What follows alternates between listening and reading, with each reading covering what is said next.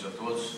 Para aqueles que estão aqui pela primeira vez, apenas para situá-los, o ano passado, o ID, a nossa casa, praticamente durante o longo de 2007, sempre no final do mês, de todos os meses praticamente, nós apresentamos aqui uma dinâmica de perguntas e respostas, a fim de obter um pouco mais de informações a respeito de determinadas situações relativas com a doutrina espírita. O que o Espiritismo poderia fazer ou trazer respostas para algumas questões. Falamos sobre prece, sobre suicídio e outros temas que foram abordados. Obviamente que nós tivemos uma participação muito interessante de muitas pessoas que enviaram perguntas e, desse modo, o ID continua com essa dinâmica aqui durante momentos determinados. Possivelmente, né, Pires? Continuaremos ao final dos meses avisando a todos, obviamente, de questões que serão abordadas. Para hoje, nós temos aqui o Ricardo Baesso, que vai continuar a conversar com vocês, já que ele apresentou esse início de trabalho na quinta-feira. Ele retoma hoje sobre o tema amor, sexo e solidão. Na visão espírita, como nós poderemos entender o amor, o sexo e a solidão. De início, eu queria apresentar para vocês uma pergunta que foi feita e está registrada no Livro dos Espíritos. É a pergunta de número 201. A pergunta feita: o espírito que animou o corpo de um homem pode animar o de uma mulher numa nova existência e vice-versa? A resposta dos espíritos: sim, pois são os mesmos os espíritos que animam homens e mulheres. Dado a isso, para que o Ricardo possa fazer sua apresentação, seu início, sua explanação inicial, a primeira pergunta: para a doutrina espírita, Ricardo, o que é o amor? Boa noite, meus amigos. A gente reforça aí a evocação dos espíritos amigos para que possamos trabalhar essas ideias da melhor maneira possível.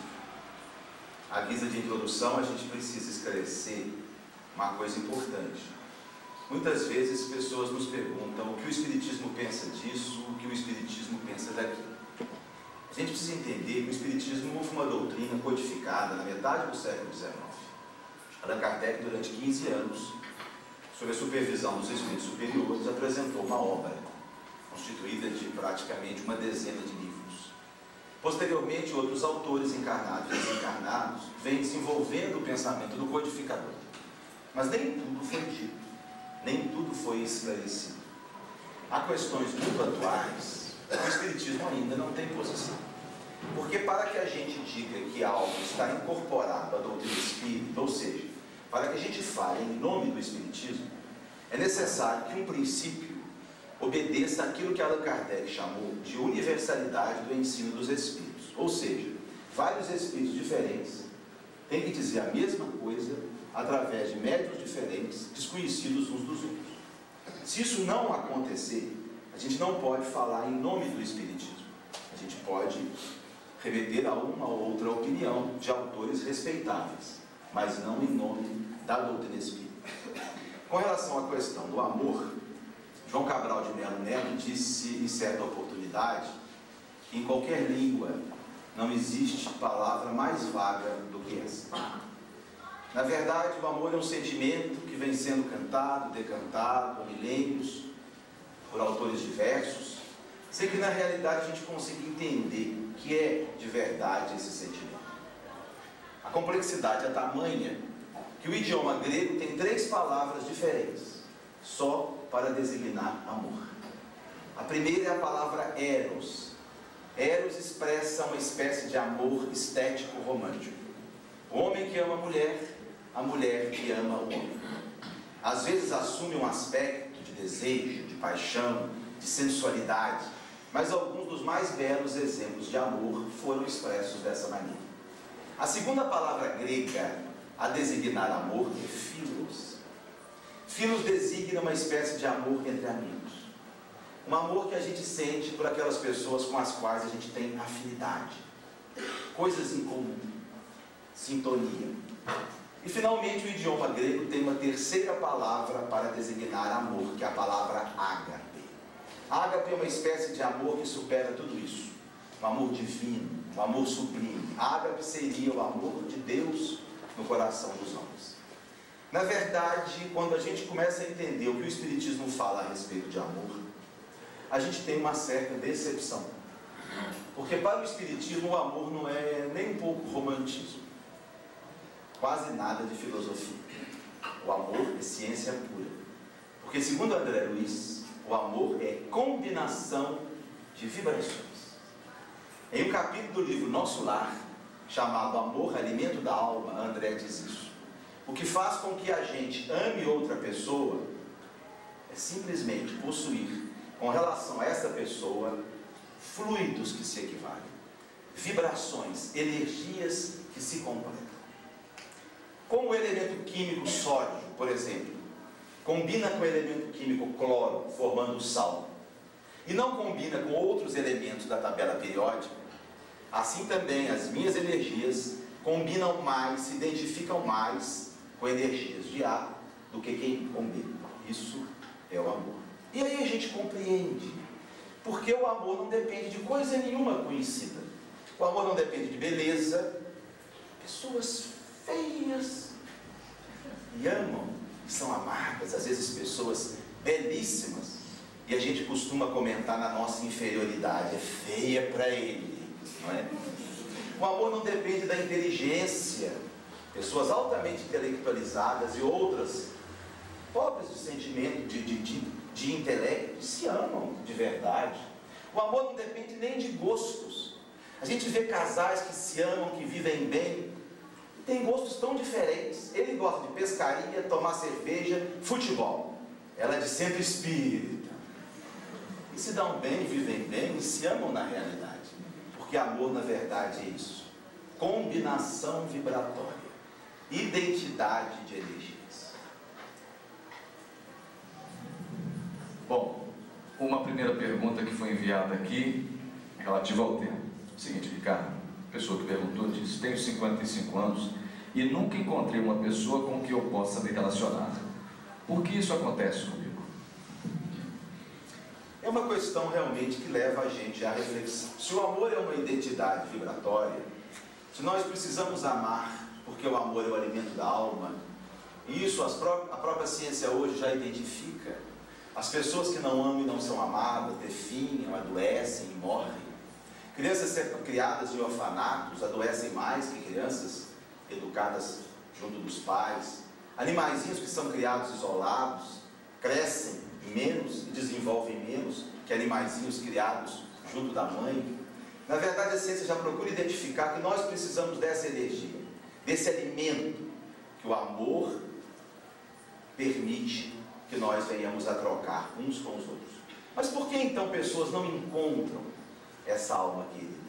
Por que tantas pessoas caminham pela terra submetendo-se a relações às vezes frustrantes, uma viuvez prematura, não conseguem depois uma nova relação que as complete? Na verdade, a gente tem que entender que isso se dá por motivos diferentes. Numa primeira situação, a gente pode colocar aquelas pessoas que assinalaram para elas uma condição de celibato em função de tarefas específicas que elas querem desenvolver na Terra. São almas maduras que reencarnam sabendo que não encontrarão uma alma querida, porque elas têm determinações a nível do próprio progresso ou do progresso de espíritos afins. E a gente vê exemplos assim, indivíduos que passam pela vida solteiros, mas sem drama, sem tragédia, convivendo bem com a situação de celibato, que são pessoas que produzem, que realizam em bem da coletividade. No Evangelho há uma expressão que Jesus diz assim: são aqueles que se fazem eunucos pelo amor do reino de Deus. Eunucos eram aqueles indivíduos que tinham as suas genitálias extraídas para que pudessem tomar conta das mulheres, do harém. Então Jesus diz que alguns se tornam eunucos, ou seja, alguns não assinalam para si o encontro com uma alma querida em função do seu crescimento espiritual. Eurípides Barçanufo, que foi um extraordinário médium e trabalhador espírita de Sacramento, dizem os seus biógrafos que ele era um casamenteiro do primeiro dia. Ele não podia ver um casalzinho que ele já incentivava: vamos casar, vamos logo, vamos procriar, aquela coisa toda. mas era solteiríssimo.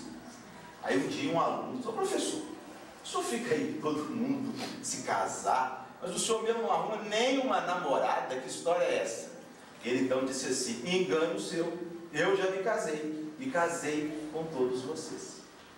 Às vezes até acontece de almas assim, numa fase final da existência, já cumprida a sua tarefa, encontrar um espírito afim e terminarem juntos uma encarnação vitoriosa. Na quinta-feira eu me reportei a uma amiga nossa, que aos 62 anos arrumou um namorado. Solteira, convicta, sem traumas, viveu com a irmã e ajudou a criar os sobrinhos. Aos 62 anos ficou conhecendo um viúvo, muito inteiro, muito simpático, né? E resolveram se casar. Mas foi tudo tão rápido. Namoro, noivado, casamento em menos de 6 meses. Que o porteiro do prédio onde ela morava, né, vendo aquela movimentação toda, perguntou para a irmã: casamento assim tão rápido, ela está grávida? Numa segunda situação, nós vamos encontrar aqueles casos de indivíduos que caminham sozinhos, porque na verdade se fecharam para uma vida de relação. São indivíduos, alguns egoístas, alguns neuróticos, que se fecham para uma relação profunda e caminham sozinhos, não porque assinalaram isso, mas porque não buscam o amor de uma forma real.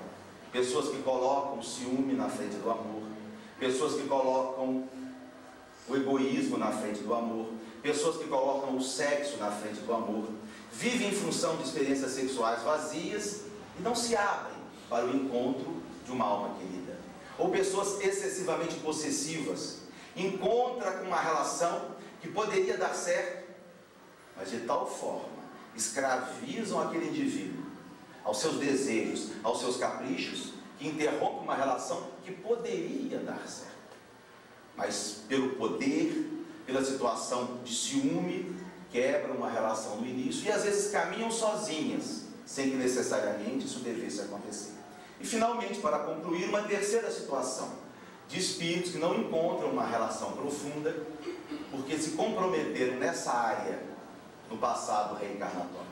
Almas que traíram compromissos assumidos, almas que humilharam relações em quem confiavam, espíritos que outras encarnações destruíram lares, que se comprometeram na esfera do amor e do sexo e criaram em seu psiquismo uma culpa e reencarnam agora, e essa própria situação kármica não permite que eles encontrem uma alma afim, para que eles aprendam a educar os próprios sentimentos e merecer no futuro encontrar alguém que realmente eles valorizem. Uma outra pergunta, também enviada a nós aqui: dizem que o casamento é um mal necessário. O que o Espiritismo diz disso? Que o casamento é necessário, a gente não tem dúvidas. Isso é doutrinário. Allan Kardec, no Livro dos Espíritos, teve a oportunidade de examinar a questão do casamento. Ele perguntou aos espíritos o seguinte: o casamento é uma criação dos homens? Ele não usou a expressão casamento, ele usou o termo união permanente de dois seres. A união permanente de dois seres é uma criação dos homens ou está na própria natureza? E os espíritos superiores disseram que o casamento está na natureza. O casamento é uma instituição divina. E procuraram explicar as finalidades do casamento, que são duas. Primeiro, a formação do lar e a constituição da família. O casamento cria um clima favorável à reencarnação de espíritos na condição de filhos. Então, o casal, juntos, vão oferecer àqueles espíritos que reencarnam as condições propícias para o desenvolvimento de suas potencialidades. Mas o casamento tem uma segunda finalidade, que é o burilamento do instinto sexual. Porque o que é que acontece no casamento normal? Aquela atração sexual, aquele impulso para as relações físicas, paulatinamente vão se reduzindo com o passar dos anos. E o casal então aprende a trocar as suas energias afetivas de outra forma. Através do carinho, através do abraço, através do beijo, através do diálogo, até mesmo através da presença. Então o casamento na realidade nos mostra o que vai acontecer com o instinto sexual no nosso próprio processo evolutivo, porque o sexo é assim. Quanto mais materializado o casal, mais depende da relação sexual para trocar as suas energias. Quanto mais espiritualizado o casal, menos depende do ato sexual para trocar as suas energias. Isso é um processo de evolução ascendente. No casamento nós vamos encontrar isso. Então o casamento nos dá a condição de trabalharmos, de educarmos esse impulso sexual, usando o sexo paulatinamente, de uma forma mais sublime, nos desapegando das sensações da matéria e canalizando essas energias de outra forma. É importante sabermos disso, porque às vezes a gente vê pessoas, geralmente homens, traumatizados, e numa consulta médica, às vezes deprimidos, colocam isso. Ah, doutor, estou muito fraco sexualmente, porque antes eu fazia sexo com a minha esposa tantas vezes por semana, agora está assim, eu preciso me tratar, eu preciso de remédio. E a gente esclarece que isso é normal. É normal que com o tempo a gente vá substituindo a relação sexual por outra forma de permuta de energia. Então o casamento é uma condição necessária. É um mal? Não deveria ser. Deveria ser algo extremamente gratificante e prazeroso para nós. Na verdade, muitos de nós transformamos o casamento numa coisa ruim, porque nós levamos para a relação as nossas inferioridades. A má vontade, o egoísmo, a intolerância, a mesquinharia. Projetamos isso naquela relação. E com o tempo a relação vai adoecendo. E em vez de ser algo prazeroso, gratificante para nós, transforma-se em um tormento tão grande que leva hoje no Brasil a 25% das rupturas. Porque as estatísticas mostram que no Brasil, de cada 4 casamentos, 1 termina pela separação. Fruto da prevalência das nossas imperfeições numa relação que deveria ser altamente prazerosa e gratificante. Ricardo, o que o Espiritismo fala do sexo sem amor? Quem se posiciona a respeito dessa questão é o Espírito Emmanuel, que todos sabem foi a entidade responsável mais diretamente pela mediunidade de Chico Xavier.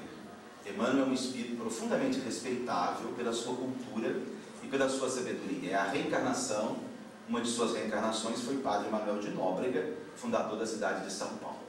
Emmanuel diz que o amor deve ser o fio de prumo da relação sexual, que o sexo, para coroar-se com as glórias da sublimidade, deve estar acompanhado de um sentimento profundo. Na verdade, a gente nota que essa posição é uma posição que às vezes nós não vamos encontrar apoio na própria psicologia, que tem colocado o sexo muito mais como uma necessidade biológica. As coisas estão mudando, mas há 20 anos atrás nós recebíamos pessoas que tinham ido a um terapeuta e o terapeuta tinha recomendado que o seu problema era a falta de sexo. E diziam, se você não fizer sexo, vai enlouquecer. E as pessoas vinham até nós e diziam, mas é isso mesmo? Eu preciso fazer sexo?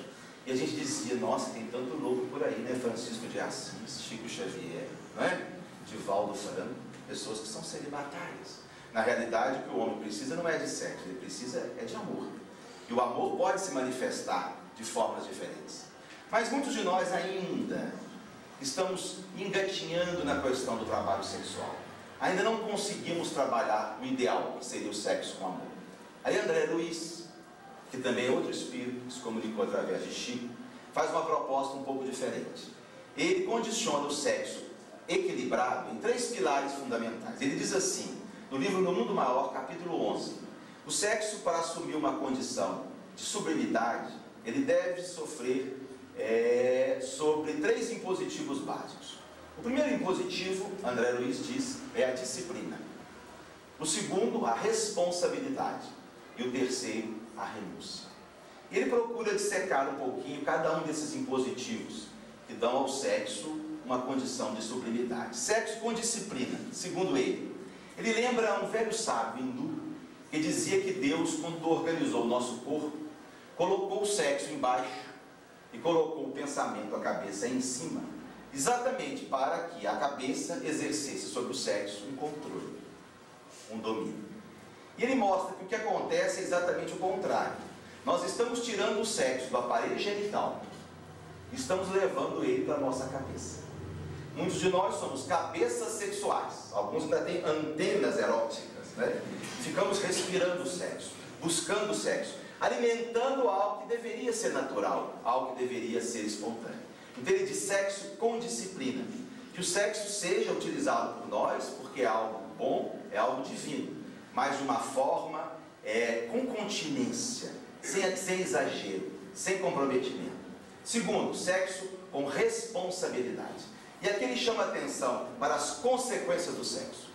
Ele fala da questão dos filhos, da gravidez indesejada, mas trabalha mais profundamente outras consequências, as consequências afetivas. O quanto nós podemos levar o indivíduo que comunga conosco a relação sexual a um saque de afeto. Ele vai dizer algo que Exupéry disse certa feita de uma forma brilhante, que nós somos responsáveis por aquilo que nós cativamos. Porque para muita gente o sexo às vezes é apenas uma experiência de prazer, mas para o parceiro pode não ser. Pode surgir ali um sentimento mais profundo, e nós vamos ser responsáveis pelo saque de afeto que penetrarmos ou gerarmos naquela pessoa. Eu me lembro de um padre, de um jesuíta, que certa feita fez uma palestra para adolescentes na cidade de Guarani. Eu tinha 14 para 15 anos, mas ele disse na época algo tão profundo que eu nunca esqueci. Ele disse assim, falando aos colegiais: nunca diga ao seu namoradinho ou à sua namoradinha, eu o amo. Não diga. Deixa para dizer mais para frente. Depois que passar o tempo, você está gostando dele? Você está gostando dela? Diga isso. Eu estou gostando de você. Eu acho você interessante. Eu me sinto bem na sua presença. Deixe para dizer que você o ama mais para frente, quando você realmente estiver consciente disso. Porque muitos de nós, na ânsia de conquistar, começamos com tolices, com bobagens, com inverdades, com mentiras, gerando uma situação de conquista, depois viramos as costas, partimos para outra experiência e deixamos lá uma alma fragilizada, uma alma carente. Então nós seremos responsabilizados por isso. E Allan Kardec, já estou concluindo a resposta, no livro Céu e Inferno, relata uma situação que é um exemplo dramático disso daí. Era um rapaz chamado Luiz, que estava noivo, casamento marcado. Certa feita na casa da noiva, há uma discussão, ele sai dizendo que o casamento estava acabado, que não voltaria lá mais. Mas no dia seguinte se arrepende, foi uma briga boba, ele volta, bate a porta e ninguém atende. Ele bate outra vez, e aí se a noiva, então a ex-noiva, por trás, diz a ele: vá-se embora, eu não quero você aqui, está terminado o nosso noivado. E ele começa então a implorar aquela coisa toda, e como ela se mantém refratária à reconciliação, ele toma de uma arma branca, atingindo o peito, vem a se matar. Allan Kardec então vai estudar esse caso na Sociedade Parisiense de Estudos Espíritas, junto ao Espírito São Luís, que era a entidade que presidia os trabalhos espirituais. E Allan Kardec pergunta a São Luís: a jovem, a noiva, teve alguma responsabilidade no suicídio de Luís? E São Luís diz assim: uma grande responsabilidade. Kardec parece não concordar com a resposta. E diz assim: mas então ela deveria continuar com ele? E se ela tivesse descoberto que realmente ela não o amava? Aí São Luís diz assim: ela deveria ter interrompido aquela relação há muito mais tempo, porque ela sabia que não o amava muito antes daquele momento. Então notem, minha gente, quando André Luiz nos adverte para a responsabilidade nas relações afetivas. E finalmente, a renúncia, que é o terceiro pilar onde André Luiz se assenta a questão sexual. Não é possível, minha gente, uma vida sexual serena, não é possível relações afetivas estáveis sem renúncia. O desejo vem e nós estamos capacitados para trabalhar isso dentro de nós, sublimando os próprios desejos. Sem renúncia não há crescimento espiritual. Sem sacrifício não há evolução espiritual. Já já nós vamos abrir também espaço para que vocês possam fazer os questionamentos que acharem pertinentes. Mas antes disso, até aproveitando essa pergunta, eu li essa semana uma declaração de um ator da Rede Globo, chamado Carlos Fiore. Ele disse que Se as pessoas se conhecem e num primeiro momento desse conhecimento existe o interesse e o desejo sexual, por que não fazer? Aí encaixa bem com essa pergunta: por que o sexo está tão desequilibrado em nossos dias? O que fazer, Ricardo? Na verdade, Ju, a gente não concorda que o sexo está tão desequilibrado em nossos dias. Se nós formos estudar a história da humanidade, nós vamos ver que o sexo ele vem sendo perturbado já há muitos milênios. Se nós formos estudar a história do berço da civilização, o Império Grego-Romano, nós vamos ver que o sexo era aviltado, era corrompido. As grandes figuras da nobreza eram almas atormentadas na área sexual. Se avançarmos um pouquinho e chegarmos na Idade Média, embora a religião criasse aquele falso puritanismo, na verdade não havia estabilidade sexual. Se chegarmos ao século XIX, a época da escravidão, nunca houve tanta promiscuidade sexual quanto naquele período. Na verdade, a situação não está pior hoje, está mais divulgada. O que se fazia no passado, no escondidinho do cinema, hoje se faz no clarinho do meio-dia. Porque a hipocrisia que acompanhava a coisa foi sendo diluída. Na realidade, o que há hoje é uma maior divulgação da coisa. Porque a mídia invade os nossos lares, através dos jornais, da televisão, do cinema, e coloca a coisa de tal forma que a gente chega a pensar: a humanidade está perdida. Vai tudo acabar em sexo. Isso é tolice, né? São aves agourentas que a gente tem que vencer.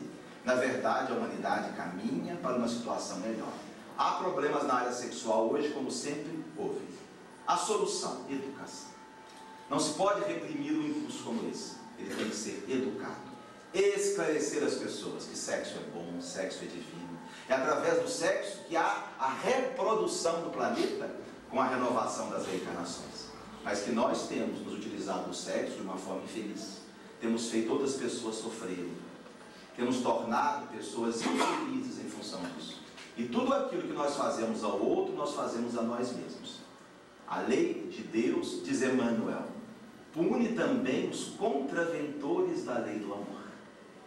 Qualquer saco afetivo que gerarmos no outro repercute em nós, e no futuro nós encontraremos na vida aquilo que nós provocarmos na vida.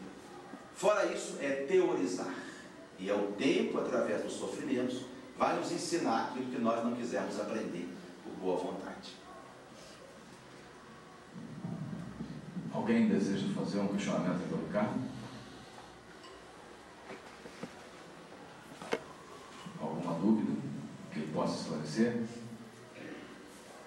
Como mensurar o comprometimento sexual nas civilizações onde isso legalmente é permitido? Por exemplo, nas regiões onde tem possibilidade de casar com 4, 5, onde isso é, inclusive, cultural. Como dimensionar isso sobre a ordem do Espírito? O livro dos Espíritos, ele condiciona a nossa culpa a duas variantes. A primeira, o desejo de cometer. E o segundo, o conhecimento que temos do que estamos fazendo.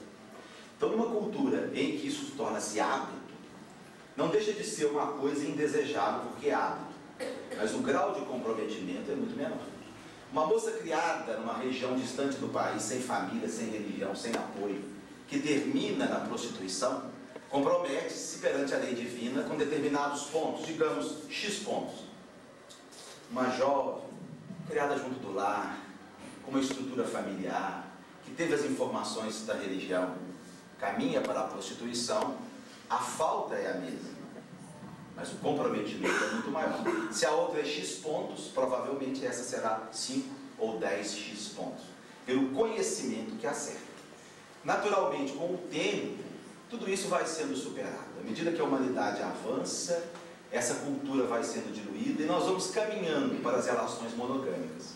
Porque as relações monogâmicas são as únicas que dão estabilidade à relação, equilíbrio à família, condição propícia para a educação dos filhos e permite que a gente trabalhe dentro da gente essa emoção, sublimando o sexo no momento adequado, canalizando a energia erótica para outras áreas. Porque a energia que alimenta o sexo é a mesma que alimenta o trabalho científico, a pesquisa, a arte, a literatura, a música, o esporte, a mediunidade. Se o indivíduo ele não tem um sexo de periferia em função de qualquer circunstância, mas se ele se envolve em atividades outras, ele é uma pessoa estável, não tem perturbação nenhuma.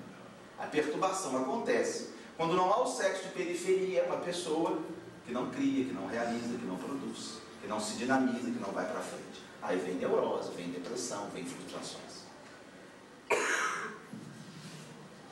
Por favor. E a respeito dos homossexuais? Tem até uma pergunta sobre isso aqui. Como é que você chama, por favor? Cristiane. Pois é, aqui vem. Gostaria que você comentasse sobre a visão espírita sobre o sexo entre homossexuais. Exatamente isso. Vem encalhar com uma pergunta. Na verdade, o espiritismo, ele não tem uma postura no sentido de recomendar ou não ao indivíduo homossexual que assuma a sua identidade e se envolva em relações homossexuais. A doutrina espírita não tem esse tipo de postura, dizer certo ou errado. Não é uma questão de certo ou errado, porque é uma questão consciencial. Na verdade, cada um sabe o que é melhor para você. Isso é uma questão de estrito foro íntimo. Não assumir a homossexualidade para determinado indivíduo pode ser um problema. Assumir pode, às vezes, ser um problema muito maior. Então, cada um tem que examinar a sua estrutura, o seu temperamento, a sua condição e saber se vai ou não assumir. O que o Espiritismo diz é o seguinte: se decidir fazer isso, que o faça com dignidade, com respeito a si mesmo e com respeito ao próximo. André Luiz e Emmanuel, quando examinam essa questão, eles dizem algo importantíssimo. Eles dizem assim: os erros cometidos pelos homossexuais na esfera do sexo são julgados com o mesmo rigor que os erros cometidos pelos heterossexuais. Então, para a lei de Deus, conta se a relação é homo ou hétero, conta o que envolve a respeito, a dignidade, a consideração ao sentimento do outro. Há uma tendência para a relação monogâmica, isso é que é sadio. Então, o Espiritismo não vai assumir nenhuma postura, nem de proibir, nem de estimular. Cada um vai analisar os seus próprios limites e até que ponto ele está disposto a se envolver nisso. Mas o Espiritismo diz: seja uma opção ou outra, faça com dignidade e com respeito, que coloque o sexo ao lado da moralidade e da ética. Eu queria perguntar, Ricardo, sobre o controle de natalidade está ligado ao sexo, né? Na visão espírita, você tem assim. Essa é uma das posições mais controversas no pensamento espírita. A gente vê determinadas correntes de pensadores espíritas que têm uma postura e a gente vê uma outra que tem outra postura. Se nós formos no livro dos Espíritos, Kardec perguntou aos espíritos o que devemos pensar dos métodos que têm como objetivo bloquear a reprodução. E os espíritos disseram: eles são métodos que atravancam o progresso. Então, na realidade, para Allan Kardec, isso ficou bem definido. Os métodos anticoncepcionais são métodos que dificultam o nosso progresso, na medida que eles criam obstáculos para que espíritos vinculados a nós voltem à nossa presença através do mecanismo da reencarnação. Outros dizem assim: mas se não evitar, vai vir 10, 12, 15 filhos. Não virá, porque filho não é obra de acaso. Filho é uma das coisas mais importantes da nossa vida. Vem para o nosso lar espíritos comprometidos. Antes da reencarnação, nós assinalamos o casamento que teríamos e nós assinalamos os filhos que deveríamos ter. Então, na realidade, o método anticoncepcional, o que ele faz? Ele cria obstáculos para que esse planejamento reencarnatório aconteça. Isso é o que está exposto por Allan Kardec. André Luiz só aborda essa questão em uma passagem dos seus 15 ou 16 livros, uma só. E André Luiz coloca que, do ponto de vista espiritual, é um crime utilizarmos de métodos anticoncepcionais, porque nós estamos criando obstáculos à reencarnação dos espíritos afins. Mas, na verdade, a gente fala isso, mas não adianta muito, porque a maioria da turma não concorda ou concorda mais, toma lá a sua pílula, põe lá o seu DIU. Eu acho que, na verdade, falta um pouco de fé. A gente, no fundo, acha que se não prevenir, vai vir, né? Não mais vir. Vem se foi previsto. vem se foi programado, do contrário não virá. Mas é uma questão em aberto e a gente não quer obrigar ninguém a ter a sua opinião, tá certo? Todos podem continuar, mas do ponto de vista de Allan Kardec, a anticoncepção é um obstáculo ao progresso. Só um instante, por gentileza. Sobre prostituição infantil, qual seria o comprometimento dessa aula? Qual o seu nome? Tayane. Você está se referindo à criança que está envolvida ou quem a leva ao ato? Não, a criança que está envolvida. A criança que está envolvida. Aí a gente tem que considerar até que ponto essa criança já tem o seu psiquismo maduro, até que ponto ele sabe o que está fazendo e tem consciência disso. Às vezes nós encontramos muitas crianças que são levadas para isso por ingenuidade, por pureza, possuidores até de um grau de deficiência intelectual. Nesses casos, a gente tem que considerar que não há comprometimento moral, porque na realidade eles não sabem aquilo que estão fazendo. Mas há crianças ou pré-adolescentes que sabem muito bem o que estão fazendo. E, via de regra, são espíritos muito comprometidos nessa área. Então, eles estão refazendo hoje o que já vinham fazendo em outras existências. Continuam se comprometendo nessa área.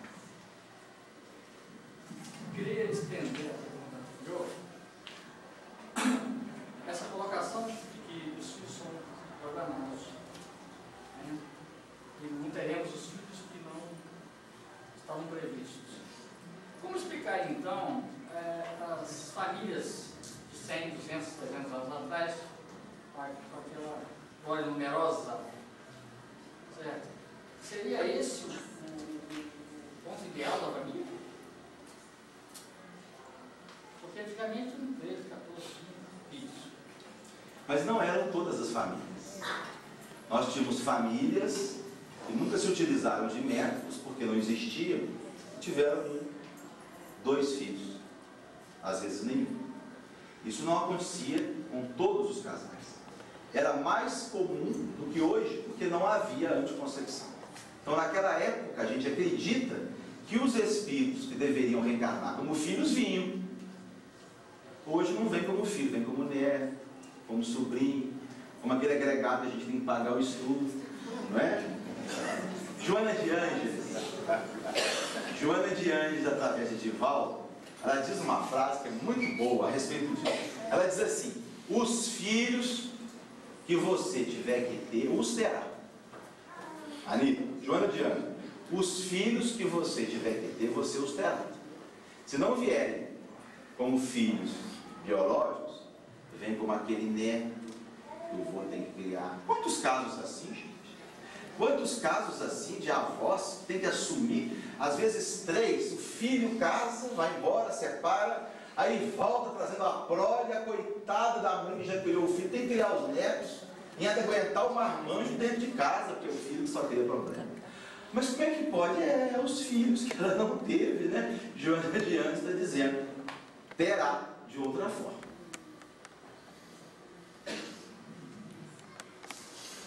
Então, vocês vão pensando em mais uma questão.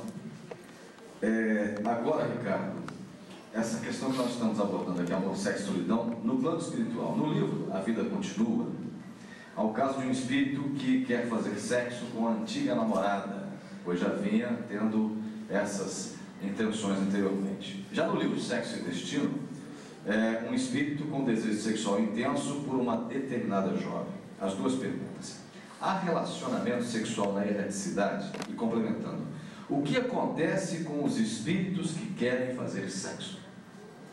Nós não sabemos ainda se os espíritos fazem sexo entre eles. Nós não temos informações sérias a esse respeito.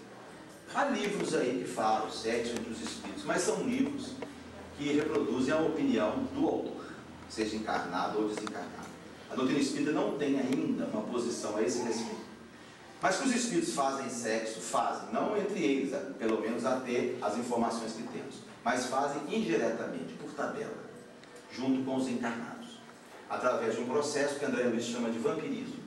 Espíritos muito ligados ao sexo, pessoas que foram ligadas ao sexo, que não têm uma estrutura espiritual sólida, ao desencarnar continuam com o desejo.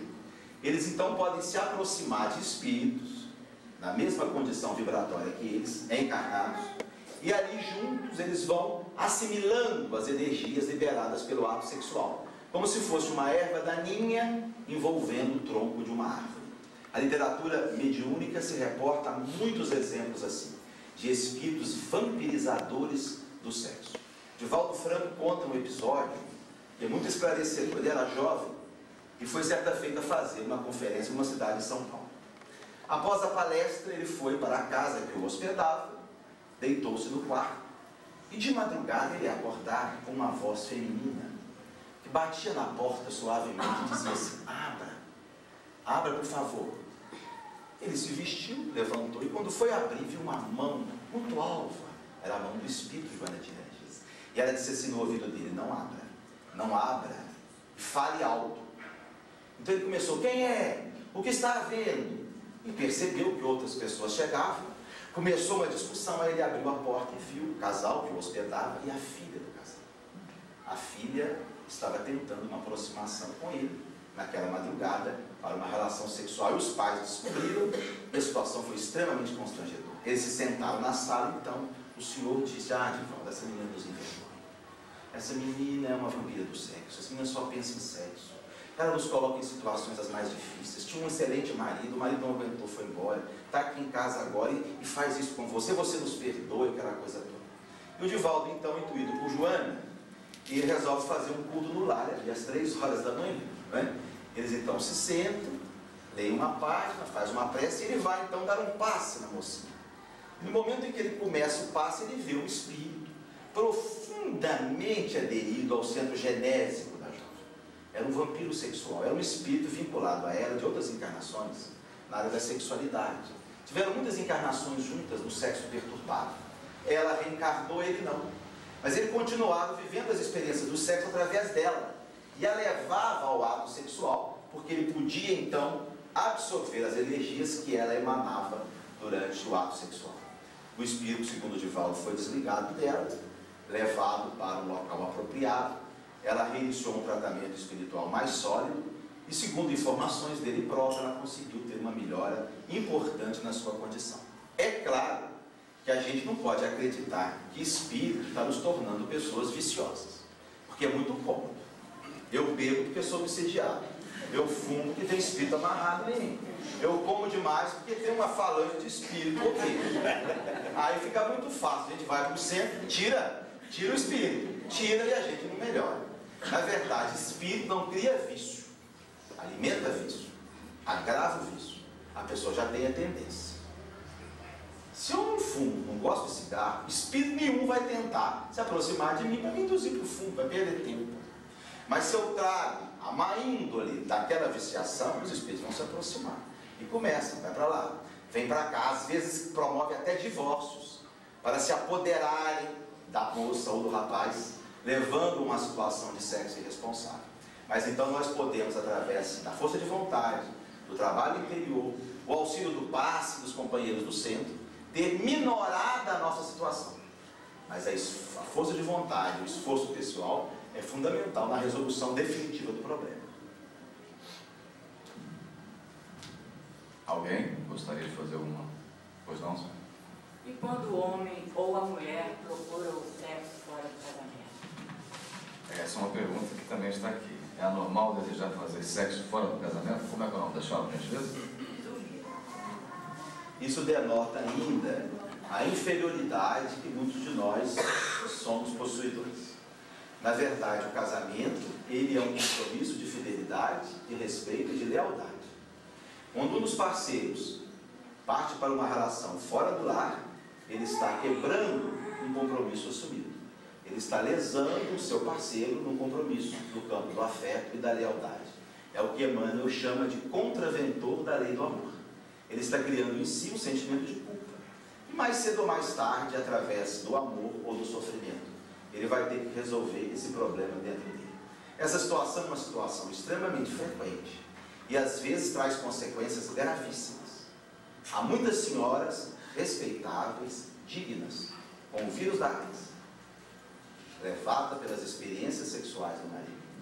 O marido sai para um tour sexual e introduz o vírus HIV no próprio lar, denotando uma situação de irresponsabilidade absurda. São almas ainda primárias e que mais cedo ou mais tarde vão ter que despertar para essa realidade. Porque o adultério, segundo a doutrina espírita, é um desvio da moral. O Espiritismo nos recomenda, se o nosso casamento não nos serve mais, adulterar não. Encerra a relação e parta para outra. Bigamia é uma situação indesejável.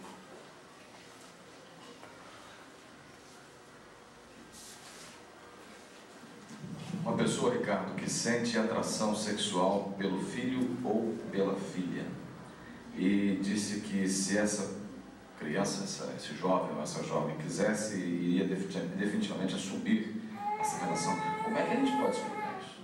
Situação complexa, né? A gente conhece alguns casos assim. Eu conheço pelo menos uns 3 ou 4 casos assim. Um caso dramático, né, de um pai que fugiu com a filha e constituiu uma outra família e teve filhos da própria filha. Casos de tios, né, que promovem uma relação com filhas, com sobrinhas, adolescentes, essa coisa toda. Isso só encontra explicação na teoria da reencarnação. Não existe outra possibilidade de nós entendermos isso. São espíritos que tiveram experiências muito fortes na área da sexualidade, em existências muito próximas. Reencarnaram numa situação parental diferente, mas trazem ainda no íntimo aquele desejo. Na verdade, eles reencarnaram, mas continuam com o psiquismo ligado na encarnação anterior.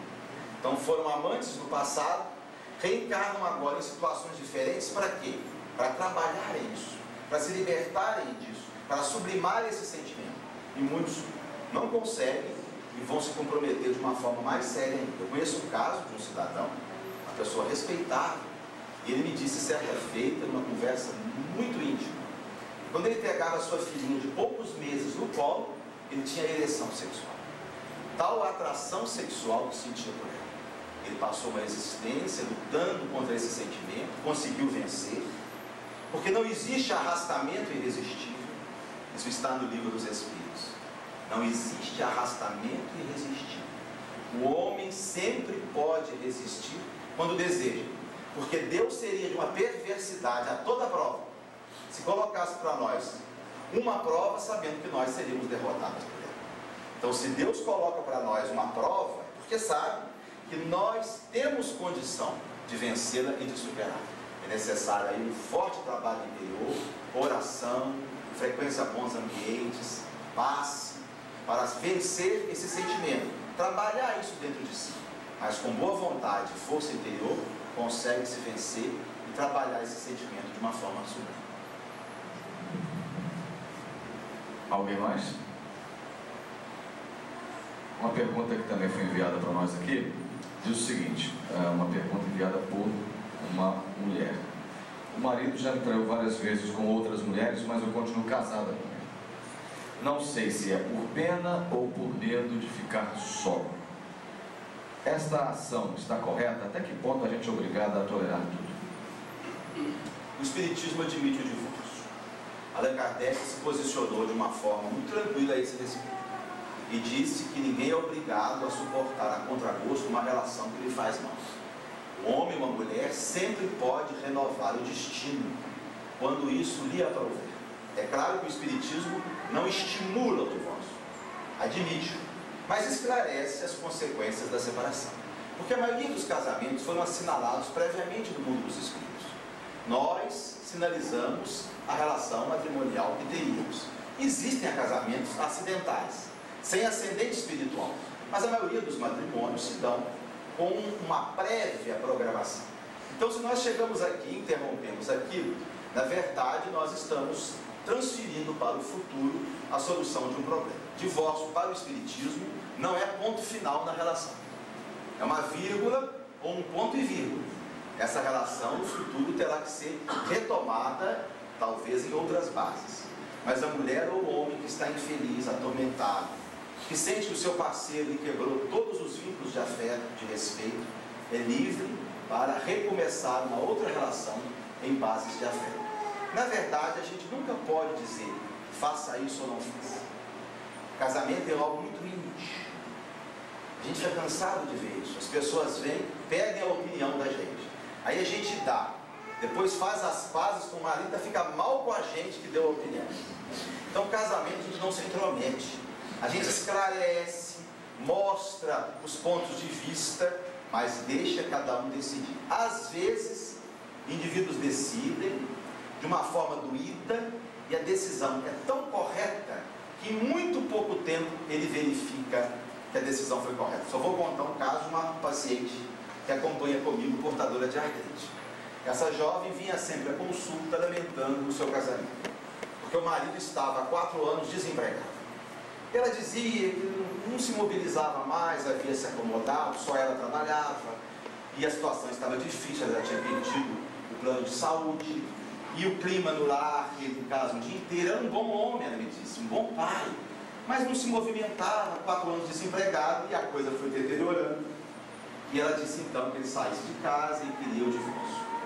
Ela veio à consulta naqueles dias que ela tinha tomado essa decisão, chorava muito, ainda muito indecisa, se culpando muito ainda pela decisão, porque no fundo ela gostava dele. Eu não falei nada, ouvi, aguardei. 3 meses depois, na consulta seguinte, ela chegou outra, radiante, eu imaginei, já com outro namorado, né? Aqueles olhos, felizes da vida, as juntas boas, né? Aí sentou e me disse assim, ele voltou. Falei, você reconsiderou? E nada. 1 mês que ficou na casa da mãe, a família inteira se movimentou, já arrumaram emprego para ele, está trabalhando, já está com a Unimed, aí eu deixei ele voltar, né? Então notem que às vezes certas decisões doídas dá uma repercussão que melhora a vida do casal. Uma última pergunta e logo depois o Ricardo pode fazer suas considerações finais. Gostaríamos que você comentasse sobre masturbação.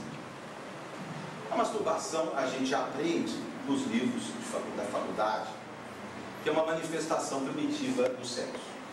É uma forma de sexo normal em certas fases da vida, notadamente no período da adolescência, quando o jovem está se descobrindo para a vida sexual.